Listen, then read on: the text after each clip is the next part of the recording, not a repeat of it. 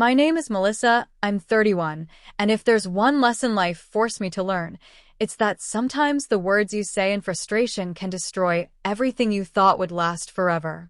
Ryan and I had been married for 4 years. On paper, we were perfect.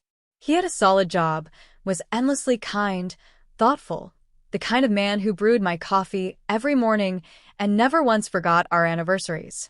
He asked about my day, listened, cared, everything a woman is supposed to want. But somewhere along the way, something in me started to shift. I didn't notice it at first. It was just a quiet restlessness that grew over time. Little things that never used to bother me suddenly did. The way he'd gently ask, "Do you need anything?" when I was fine. The way our intimacy was always predictable. Tender, soft, careful, as if he were afraid to break me. At first, it made me feel loved. Later, it made me feel numb. My best friend, Jenna, didn't help either. She'd talk about her wild nights with her boyfriend, laughing about bruises, passion, chaos. I'd smile and nod, pretending to relate, but inside I wondered, why doesn't Ryan ever make me feel that way? And the worst part? I never told him. Never once said what I wanted. I just let it fester until the resentment boiled over. It happened on a Thursday night. We were in bed. Everything was fine. That was the problem, it was always just fine. When it ended, before I could stop myself, the words came out. "Why don't you ever act like a real man in bed?" The second I said it, I knew I'd gone too far. I stared at the ceiling, my chest tight with regret, but pride held my tongue. He didn't move. Didn't say a word. I finally turned to look at him. He looked like I'd slapped him. I tried to soften it, stammering, "I just mean sometimes I want you to be a little more assertive. You're always so careful, like you're afraid of me." Still nothing. Then he sat up, swung his legs off the bed, and said quietly, so quietly I almost missed it, "So, I'm not man enough for you?" My heart sank. That wasn't what I meant. Not exactly. But instead of apologizing, I panicked.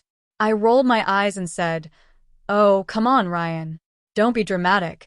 It's just feedback."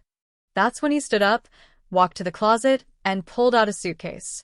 "Wait, what are you doing?" I asked, my voice trembling. He didn't answer, just started packing. "Ryan, stop. It wasn't that serious. You're overreacting."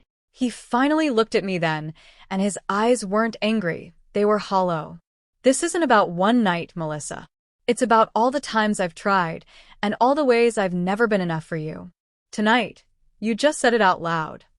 I opened my mouth to speak, but nothing came. He zipped the bag, walked to the door, paused only to say, "I'd rather be alone than feel this small in the arms of someone who doesn't want me." And then he left. I sat there in bed for hours, staring at the door, half convinced he'd come back. That's what we did. I'd push, he'd forgive. But not this time. 3 days passed. No call. No text. I finally sent him one, "Can we talk?" He replied, "You said what you meant." I finally heard it. That's when it hit me. He wasn't coming back. I replayed that night in my mind over and over. It wasn't just the words, it was everything behind them. The years I made him feel small. The jokes I made to friends. "Ryan's sweet, but he's not exactly a tiger in bed." I thought I was being witty, open, honest. I was really just tearing down the man who loved me most. A week later, I found out he was staying with his brother. I drove there without thinking, desperate. When he opened the door, he looked different. Tired. Older. But calmer. We sat on the steps, silence heavy between us. Finally, I said what I should have said that night. "I'm sorry. Not just for that comment, for everything. For making you feel small. For not seeing how strong you really were." He looked at me, eyes steady. "Do you mean that because you want me back, or because you finally understand what you lost?" That question broke me. Because the truth was, I hadn't realized what I had until it was gone. We talked for a while. It was civil, honest, heartbreakingly gentle. He told me he still loved me, but he didn't trust me anymore. Not yet. Maybe not ever. It's been 2 months. We talk occasionally, politely. He's different now, more confident, like walking away gave him something I never could. And me? I still sleep on my side of the bed, hoping one day I'll hear the door open and see him standing there again. But deep down, I know, some wounds don't close just because you finally say the right thing. Some cracks never disappear, no matter how sorry you are. Because sometimes the one you thought was too soft is the only one strong enough to walk away.